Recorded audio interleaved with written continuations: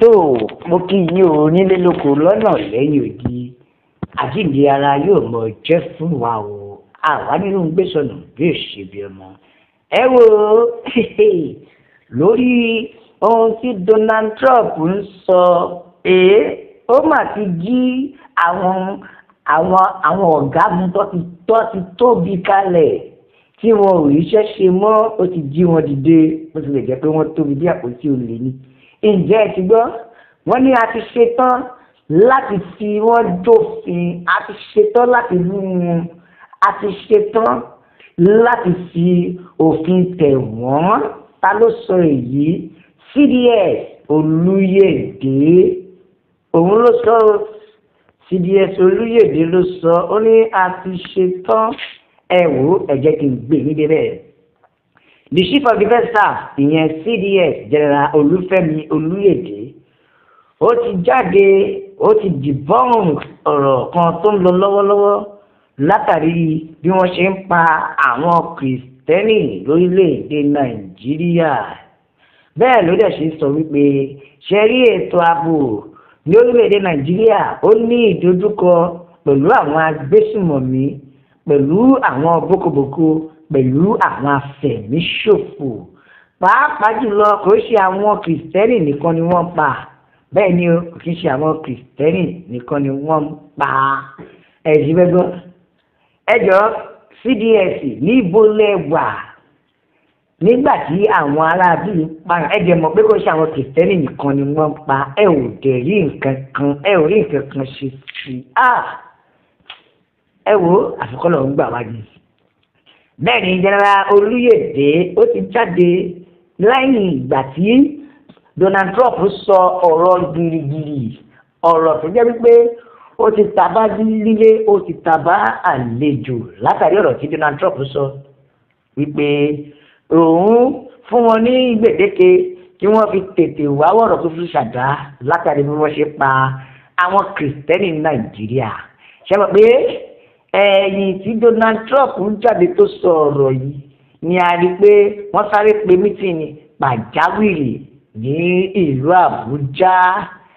Bẹ́ẹ̀ ni àṣẹ̀yìnwá àṣẹ̀yìnbọ̀ àbọ̀dé ìpàdé náà òun rí General Olúyèdè jáde tó wá sọ̀rọ̀ yìí o.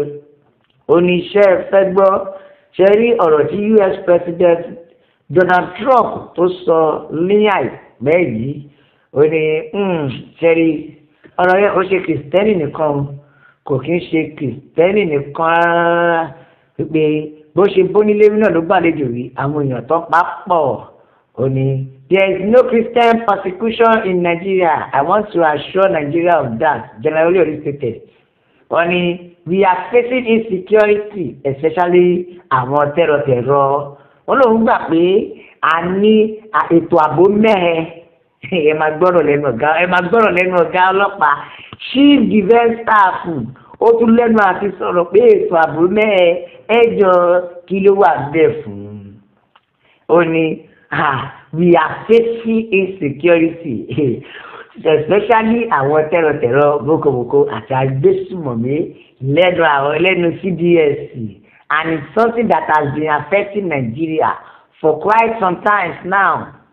Wọ́n gan ó kọ́ mọ̀ pé ó ti ń ṣẹlẹ̀ ó ti ń pa Nàìjíríà lára tipẹ́tipẹ́ pé lóòótọ́ àwọn ti ń ṣe ipá àwọn dẹ̀ ti sapá wọn láti rí pé wọ́n tún checkmate. Ẹ máa gbọ́ we have been doing our very best to checkmate the heart of agbésùmọ̀mí within the country. Ṣé ó jẹ́ kó checkmate àbí kó kó wọn tán? Wọ́n ṣẹ̀ṣẹ̀ tún ní àwọn do best wọn kó checkmate. Checkmate òṣìwò ẹ pé èèbó burúkú yìí náà lẹ fi ń tàn wá nílẹ̀ Nàìjíríà. Èèbó burúkú yìí ni àríkẹ́ ṣèdájọ́ ẹ̀ ń wá ṣẹ̀ṣẹ̀ checkmate. Bẹ́ẹ̀ ó tún tẹ̀síwájú. He added that Nigeria remain open to international partnership that can help strengthen its fight against agbésùmọ̀mí.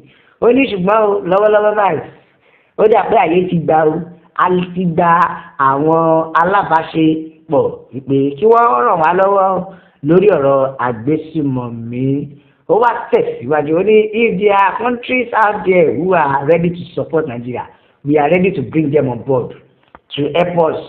Ẹ gbọ́ odidi CDS ni ó ti pé ipá Nàìjíríà pín. Bẹ́ẹ̀ ni ó ní ṣe fẹ́ gbọ́ tí ìlú kan bá ṣe tán láti sọ pé àwọn fẹ́ ràn wá lọ́wọ́ lórí ọ̀rọ̀ agbésùmọ̀mí lórí ọ̀rọ̀ àwọn bókobòko ó ní a ti ṣetán láti gbà wọ́n lálejò bẹ́ẹ̀ ni ó ní a ti ṣetán láti gbà wọ́n ní àlejò ẹ̀jẹ̀ kan máa bọ̀ wá bẹ́ẹ̀ nǹkan tí odidi ọ̀gágun Olúfẹ́mi Olúyèdè ìyẹn CDS Chief of Defence Staff tó sọ nìyẹn ó ní kọ́ máa bọ̀ pé àwọn ò lé wọn pé kọ́ máa bọ̀ ẹ wo ẹ̀jẹ̀ ká àtẹ̀jíṣẹ́ àwọn èèyàn bẹ́ẹ̀ nìkan ni you are ready to bring them out and Sheikh Gumi is still coming out publicly to advocate for his agbésùmọ̀mí ẹgbọ́ ó ní ẹ̀ ń sọ pé ẹ máa ṣetán àti mú wọn jáde ẹ̀ ń sọ pé ẹ ṣetán láti kó wọn ẹ̀ sì checkmate síbẹ̀ Gumi sì ń sọ̀rọ̀ níta gbangba ó tún gbẹnu àwọn agbésùmọ̀mí àwọn tẹ́rọ̀tẹ́rọ̀ àwọn bókobòko ó sì ń gbẹnu wọn sọ̀rọ̀ ẹ máa gbọ́ ó ní even you ìkànlélẹ́ yìí God's power ó ní even you what were you people doing before now ẹgbọ́n ṣó parọ́ ni ṣóde ẹ kó tẹnu sí èrò Chief of Defence Staff kí ló ń ṣe ń gbà yẹn agbésùmọ̀mí pa àwọn kìrìtẹ́nì lọ́tún tó ń lé àwọn èèyàn kúrò ní ìlú wọn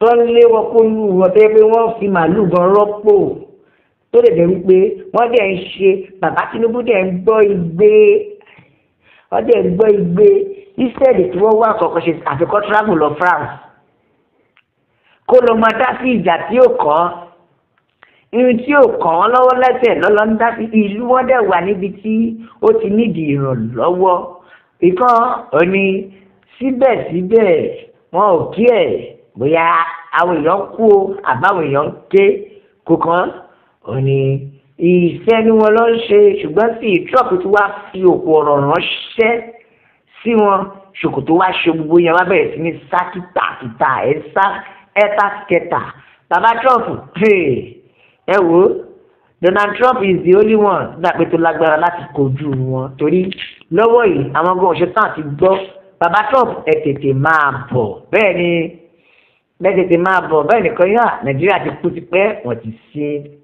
orí ó lọ fà kó tẹ́lẹ̀ rí ìjọba tó máa yan àwọn èèyàn tọ́wọ́ ẹ̀ mọ́ pẹ̀lú òótọ́ sí ìdí iṣẹ́ tó ẹ wo ẹ̀yin èèyàn mi ẹ gbọ́ ṣe wá rí i pé kí Trump gan wọlé gan kókó wa lẹ́rú gan kò fẹ́ sàn ju kí wọ́n máa pa wá nípakúpa lọ tó ìkànnì ṣé kìí ṣe pé àwọn military náà wọ́n ti compromise wọ́n ti gbá abọ̀dé lójúṣe wọn as far as protection of lives and property of ordinary Nigeria wọn ò bí yẹn ṣe mọ́ tó àwọn orílẹ̀-èdè báyìí lọ la fi sọ pé àwọn máa bẹ ọ̀gbẹ́ ní bẹ̀ṣù atẹ́lẹ̀sẹ̀ èsì máa bẹ̀rẹ̀ o la fi máa kì í pé ó dà bọ̀.